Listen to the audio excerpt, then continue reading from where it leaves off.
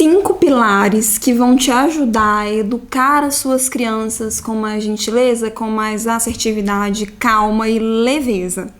Eu sou a Ana Torquete, esse é o Educar Zen e é sobre isso que a gente vai falar hoje.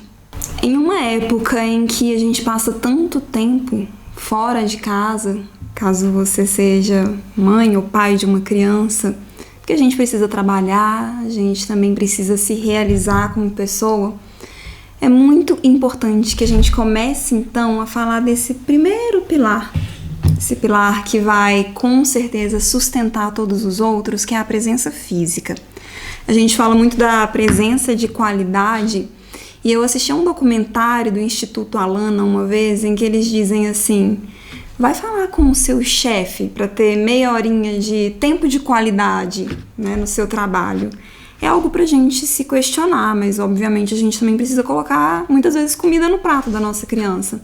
Então a nossa ausência é uma realidade e a nossa presença física, principalmente quando a gente fala de crianças, mais até do que de adolescentes, mas de qualquer ser humano que a gente esteja educando, é fundamental. Então vamos falar de presença física, esse primeiro grande pilar da educação das nossas crianças. Será que a presença física que vai realmente contribuir para que a gente tenha um processo de educação mais consciente é simplesmente a gente estar no mesmo ambiente, né, fisicamente, que a nossa criança? É algo para a gente pensar, porque se, por exemplo, sua criança está assistindo a um filme na televisão e você está do lado mexendo no celular, existe presença física, mas é uma presença física comprometida com a sua relação com o seu filho? Bom, quando a gente está falando desse processo de educar consciente, a gente vai pensar nessa presença física como uma presença de fatos. Esse corpo, ele precisa estar presente de verdade. Como que a gente faz isso? Primeiro, a gente pode se lembrar que a natureza das nossas crianças é muito física, né? As nossas crianças, elas se conectam por meio do corpo. Nós adultos também. A gente muitas vezes se esquece disso, porque a gente fica muito mental, essa mente muito verborrágica, muito mandona, que acha que sabe de tudo e que é dona de tudo, mas a verdade é que o corpo, ele é um instrumento de conexão. Então, como que esse corpo presente, ele vai contribuir para essa educação mais sensível?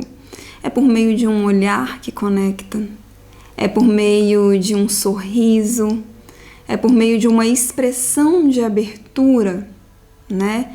Então, quando, por exemplo, você precisa lidar com alguma situação desafiadora com a sua criança, por exemplo, uma birra, uma expressão física, né, que tenha esse corpo fechado, que fecha, é muito diferente de uma expressão física que esteja comunicando essa disponibilidade para a conexão. Então perceba, traga a sua atenção intencionalmente para o seu corpo, perceba como o seu corpo se comunica com a sua criança. E tem uma outra coisa maravilhosa que o nosso corpo sabe fazer, e se a gente permitir que ele se lembre, ele vai fazer muito bem, que é brincar, né? Então a brincadeira, ela é a linguagem da criança. É por meio da brincadeira que ela vai testar as possibilidades, né? Então quando ela brinca, por exemplo, que você é a filhinha e ela é a mamãe, ela de alguma forma está num processo empático ali, ela se coloca no seu lugar, e se você se propuser a fazer isso, você também vai se colocar no lugar dela. Isso gera conexão, né? Uma outra coisa que vai nos ajudar muito a nos conectarmos com a nossa criança por meio dessa presença física é o toque, né? É o abraço, é o beijo. Tem algumas crianças que não gostam muito de serem acariciadas, tocadas, mas se, no caso, né, a sua criança ela tiver essa abertura, ela gostar, é algo que realmente vai ser muito positivo para que vocês se conectem cada vez mais de uma forma amorosa e gentil. Agora, uma coisa que talvez você não saiba sobre o seu corpo e que tem relação direta com os dois próximos pilares, que é a presença emocional e a presença mental. Corpo, mente e emoções são conceitos que a gente cria basicamente para ajudar a gente a entender cada um desses aspectos que estão integrados. Uma coisa não existe sem a outra, né? O nosso corpo, ele é a nossa mente, as nossas emoções estão totalmente relacionadas à mente, ao corpo, enfim, é um grande conjunto de uma coisa só. Então vamos falar desses dois próximos pilares, presença emocional e presença mental. Como eu falei, se a gente está ali, né, deitada no sofá, a criança está fazendo uma outra coisa, você está pensando na morte da bezerra, não adianta a presença física, concorda? Então vamos falar aqui dessa presença emocional. Ah, Ana, será que a presença emocional da qual você está falando é eu estar amando estar ali com a minha criança, fazendo o que quer que seja brincando, seja ensinando para casa, seja, né, enfim, conduzindo ali uma refeição? Não necessariamente, né? Eu tenho um filhinho de 10 meses agora e eu vou confessar que nem sempre eu estou confortável, eu estou gostando de estar no papel de mãe. Tem alguns momentos que eu gostaria de estar fazendo outras coisas quando eu estou com ele. Mas o que é, então, essa presença emocional? É, primeiro de tudo, a gente abrir espaço para estarmos disponíveis emocionalmente para as nossas crianças. Mesmo que a gente encontre, em alguns momentos, como eu citei o meu próprio exemplo, dificuldades. É normal. Né? Nós somos indivíduos e a gente não está aqui só para educar crianças, apesar de essa ser uma função importantíssima que nos foi presenteada pela vida, né? A presença emocional, ela tem muita relação com eu estar conectada, percebendo, podendo regular as minhas emoções caso elas me desafiem e podendo integrá-las enquanto eu estou com a minha criança ou na minha relação com a minha criança. E eu faço isso por meio do meu corpo. Como? Né?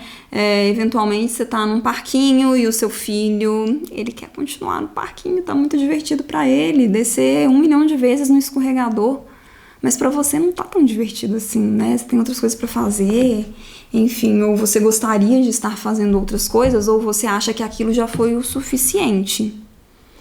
Então você perceber, né? Perceber que você está saindo da sua presença. Perceber que você está começando a ficar irritada e imediatamente trazer a atenção para o corpo.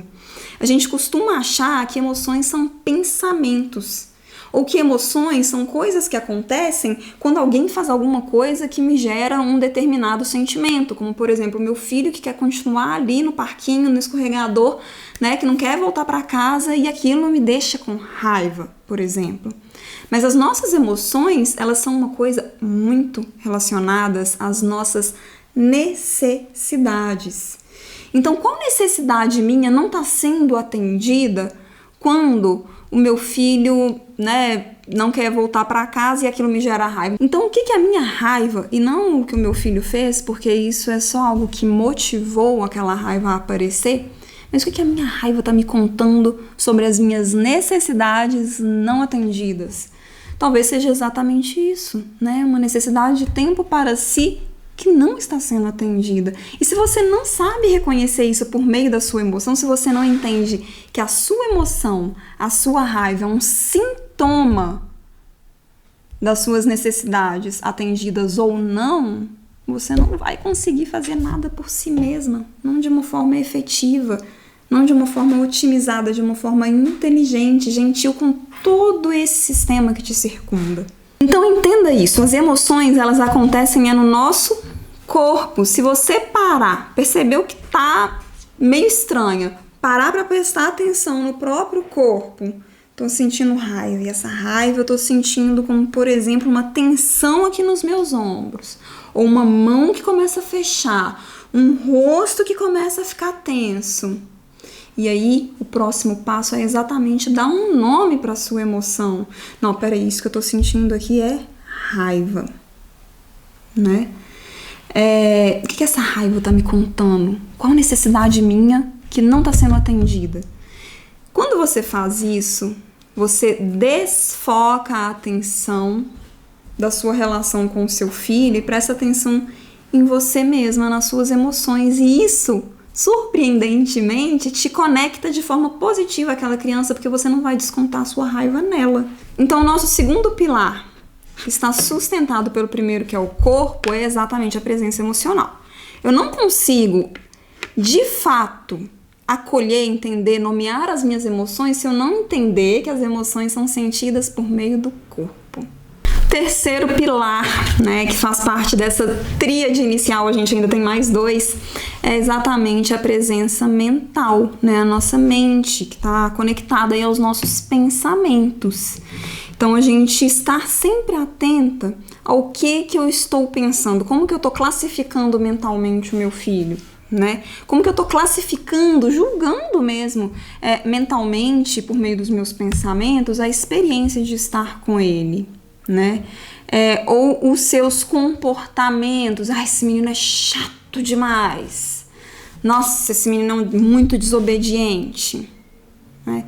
Nossa, eu já falei 1 milhão de vezes. Esses pensamentos muitas vezes serão verbalizados e não vai ser de uma forma positiva caso a gente não esteja, né, podendo prestar atenção. Então agora, pega essa palavra porque ela é importantíssima. Atenção. A gente precisa, nesse processo, aprender a prestar atenção. A gente precisa treinar a nossa mente para ela estar focada no momento presente. O momento presente, ele tende a ser muito menos desgastante, ele tende a ser muito menos difícil do que aquilo que a nossa mente geralmente diz que ele é. Se a gente para prestar atenção nas coisas como elas realmente são, elas são quase sempre muito mais simples do que a tendência julgadora, a tendência ansiosa da nossa mente. Então aqui nesse terceiro pilar, né, é quando a gente tem atenção aos nossos pensamentos, né? Eu tô aqui com a minha criança, mas eu tô pensando no que eu preciso resolver, né? Eu consigo estar aqui sem estar julgando tanto, condenando tanto, seja a mim mesma, seja a minha criança, seja a situação, seja o contexto. Então esses 3 primeiros pilares aqui é sobre presença. É a presença física, a presença emocional e a presença mental. Presença é sobre a gente estar vendo as coisas como elas são no momento presente, sem julgamento. Então, vou repetir. A presença, seja ela a física, a mental, a emocional, diz respeito a gente estar no momento presente, intencionalmente, eu quero estar aqui no momento presente, vendo as coisas como elas verdadeiramente são e sem julgamento. E isso é uma prática meditativa por si só.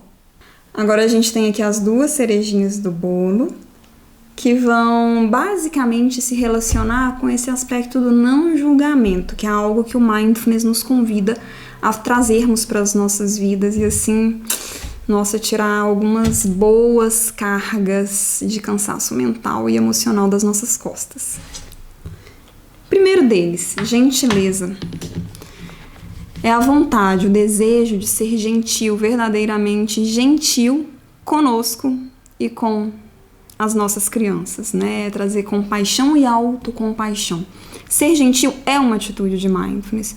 E o que significa ser gentil? É fazer algo pelo outro pelo simples prazer de ver o outro bem. Então a gente traz, né, a todo esse percurso aqui da presença esse desejo sincero de reconhecer que a minha presença na vida da minha criança, seja do meu filho, seja do meu aluno, seja do meu sobrinho, de alguma criança para quem, né, eu seja um adulto de referência, a minha simples presença é muito importante. Mas essa simples, complexa presença aqui, né, não é uma presença vazia, é uma presença de verdade.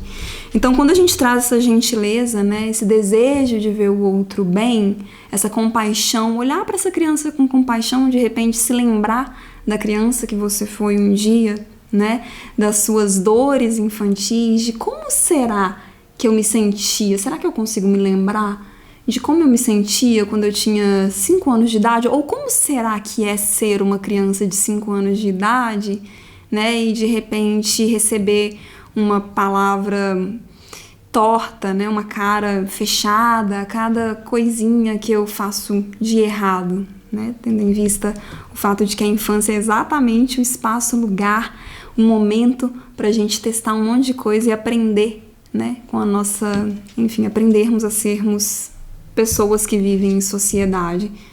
Mas a gente tá tão impaciente, né? A gente quer crianças prontas, a gente não quer ter o trabalho de educar.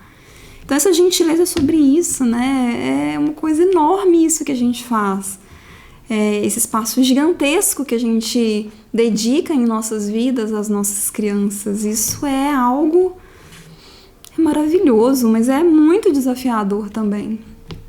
Então esse pilar da gentileza, dessa intenção de ser gentil com essa criança, mas sem me esquecer de ser gentil comigo, né? Como a gente falou anteriormente, de estar atenta às minhas necessidades, o que é que eu preciso, como que eu posso conciliar, né? No caso aqui a Ana com o Francesco, por exemplo, ou quando eu estava mais diretamente nas salas de aulas, né, com os meus alunos, como que eu posso conciliar as minhas necessidades como professora com as dos meus alunos? Essas são perguntas que a gente pode fazer e que a intenção generosa, ela geralmente vai nos ajudar muito, né, a trazermos respostas não definitivas, porque não é o nosso objetivo, mas respostas que tragam leveza, bondade, amor à nossa experiência.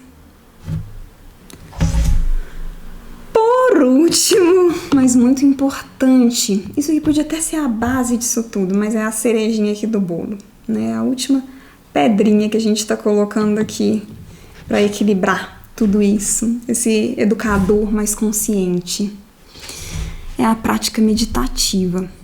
O que vai nos ajudar a estarmos fisicamente mais presentes, percebendo o corpo, habitando o nosso corpo, entendendo o nosso corpo, deixando o corpo se expressar? O que vai nos ajudar a estarmos emocionalmente mais equilibrados, né? Emocionalmente mais capazes de nos equilibrarmos quando for necessário, porque todo mundo sente raiva, tristeza, medo, é humano, né? O que vai nos ajudar a estarmos treinando essa habilidade, né? Essa habilidade incrível que é a atenção, porque onde a gente coloca a nossa atenção está toda a nossa realidade. E o que vai nos ajudar a termos esse coração mais sereno, mais gentil?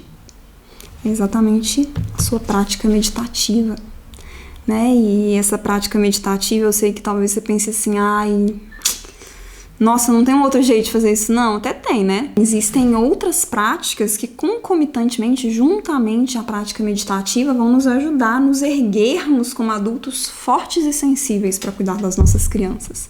Mas a meditação, o grande pulo do gato é a gente fazer com frequência. É a gente ter uma rotina de práticas. Não é tanto o tempo da prática, né? Tem algumas pessoas que pensam assim, nossa, mas eu vou ter que parar meia hora e esvaziar a minha mente? Isso é possível? Não é a nossa intenção, não é o objetivo. O objetivo é que a gente aprenda a meditar. Existe método para isso. Ninguém espera que uma pessoa se assente para meditar e pare de pensar. Isso não é nem possível. O nosso cérebro, a nossa mente, ela faz isso, ela pensa. Mas a gente pode sim aprender a meditar e assim, por meio dessas práticas, né? Que podem ser, como eu disse, práticas curtas, desde que sejam consistentes, né? Desde que sejam cotidianas, desde que façam realmente parte da nossa rotina, a gente vai progressivamente criando esse corpo, né? Esse corpo forte aqui desse educador consciente. Então é isso, né? Relembrando os pilares. Primeiro pilar, presença física. Segundo pilar, presença emocional. Terceiro pilar, presença mental. Quarto pilar, gentileza. E para coroar isso e para ajudar, né, que tudo isso aqui realmente aconteça, a prática meditativa. É isso, eu espero que você tenha gostado. Deixe as suas dúvidas aqui no comentário, vai ser um prazer para mim te responder, conversar com você. Se você quiser me contar um pouco também sobre as suas experiências, as suas dores, né? O que tem sido mais desafiador aí no seu processo de educar crianças, para mim isso é muito importante. e compartilhe esse vídeo com outras pessoas que possam se inspirar, né, a serem educadores mais conscientes, como eu e você estamos buscando trilhar esse caminho. E me siga no Instagram, educar.zen. A gente se vê muito em breve.